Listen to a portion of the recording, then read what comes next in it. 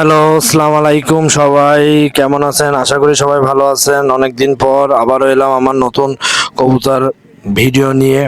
আপনারা যে যেখান থেকে দেখতেছেন অবশ্যই ভিডিওটি না কেটে সাথে থাকুন। আর যারা যারা কোথার থেকে দেখতেছেন অবশ্যই কমেন্টের মাধ্যমে আমাকে জানান। আর দিনকাল কেমন যাচ্ছে সবাই কমেন্টের মাধ্যমে জানান। এই যে স্ক্রিনে দেওয়া কবুতরটি দেখতে পাচ্ছেন, ছোট মদ্দা, এটা অনেক খুলনার পুরাতন ব্রিডের কবুতর।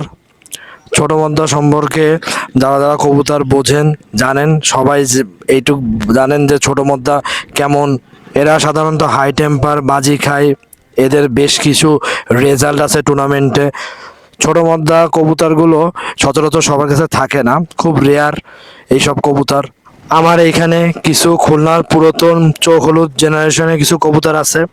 অ্যাকচুয়ালি এইসব কবুতর সচরাচরও পাওয়া যায় না। আমি আসলে কি, আপনারা যারা আমার ভিডিও দেখেন অবশ্যই এইটুকু জানেন যে আমি পুরাতন জেনারেশন কবুতরগুলো রাখার চেষ্টা করি, কারণ এগুলো এখন বর্তমানে বিলুপ্তর পথে। আসলে সব সময় সব কিছু দেখি যে সব পাকিস্তানি ভরে গেছে, তাই আমি দেশি জাতীয় কবুতর জেনারেশন রাখার চেষ্টা করি। পাকিস্তানও রাখি কিন্তু দেশি রাখার চেষ্টা করি বেশি, কারণ একটা সময় আমরা দেশের উপরে ভরসা করে আসি, এখনও আসি, সেহেতু দেশি জেনারেশনের কবুতর পোষা ভালো। আপনারা অনেকেই আমাকে টেক্সট দেন বা টেক্সট দিয়ে বলেন যে ভাই, চোখ কালো এগুলো কি তুলা কিনা? ভাই, অ্যাকচুয়াল তুলা, চোখ কালো জেনারেশনও তুলা আছে, সাদা চোখ জেনারেশনও তুলা আছে। তুলা দুই রকম বিভিন্ন প্রকার হয়, বুঝছেন? সেহেতু আপনার সংকোচ বোধ না করাই ভালো, কারণ আপনাদের কাছে যাই সেল দিই অ্যাকচুয়াল লিগ্যাল দেওয়ার চেষ্টা করি, কারণ আপনারা আমার কাস্টমার। সেহেতু যদি আপনাদের খারাপ দিই পরবর্তীতে কিন্তু আপনি আমারও বদনাম করবেন, সেহেতু আমার বদনাম মানে খুলনাবাসীর উপর আপনাদের ট্রাস্ট কমে যাবে। সেহেতু আমি যতটুকু চেষ্টা করি আর যতটুকু বলি জিনিসটা আমি সেরকমই দেওয়ার চেষ্টা করি।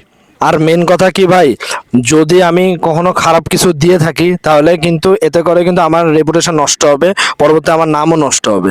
সেহেতু আমি সবসময় সবাই যে যে যে স্থানে বা যে যে গ্রাহক হোক না কেন ভালো দেওয়ার চেষ্টা করি, সব সময় দেব। এই যে দেখতে পাচ্ছেন, এটা আমার কাজি জেনারেশনের তুলা কবুতর। এই কবুতরের ব্লাড লাইন অনেক ভালো, বুঝছেন?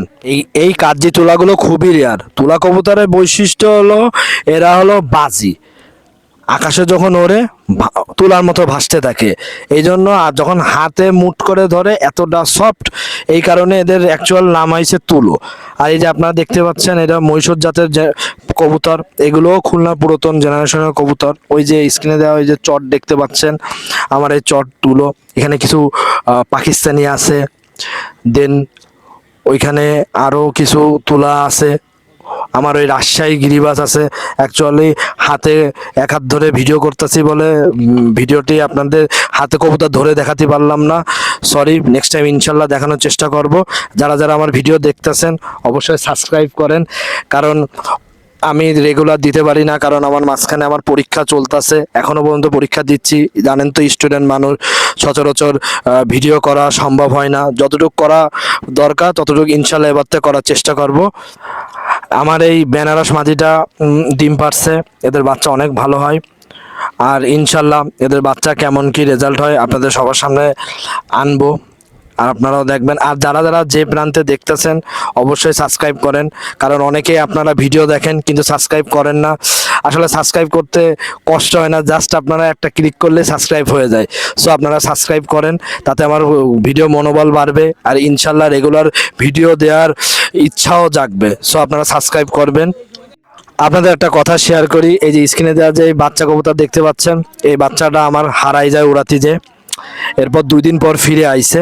আমি ভাবছিলাম কি এই বাচ্চা কবুতরটা হারাই যাবে, কিন্তু এর মেমোরিটা যে এত ভালো, সে আমার বাসা সুন্দরভাবে চিনে আসছে। আসলে এইসব একটা কবুতরে শুধু বাজি দেখলেই হবে না, মেমোরিটাও ভালো লাগে, যে আপনারা উড়াচ্ছেন আজও আপনার বাড়ি আসবে কি না, এগুলো সবসময় কেয়ার করতে হবে, এগুলো সবসময় লক্ষ্য রাখতে হবে।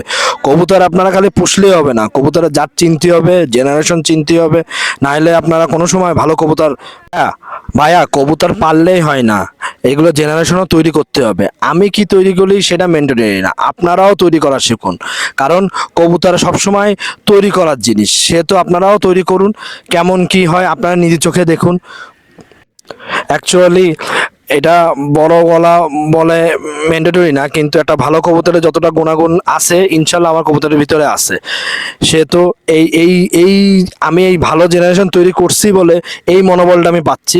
সে তো আপনারাও এরকম তৈরি করা শিখুন, কারণ কবুতর তৈরি করলে আপনারাও বুঝবেন যে আপনার কবুতর কেমন কি রেজাল্ট হচ্ছে, কেমন কি উঠতেছে। এগুলো আসলে সম্পূর্ণ সেটিংয়ের উপর নির্ভর করে, আপনারা কেমন কি সেটিং করবেন, কেমন কি করবে। ভাই আমার কাছে কেমন কোন ঘন্টা উঠবে, কয় ঘন্টা উঠবে সেটা ম্যান্ডেটরি না, আপনারা কয় ঘন্টা উড়াইতে পারেন, কারণ খাবার দাবারও আছে, কবুতর অনেক পরিচর্যা করা লাগে ভাই।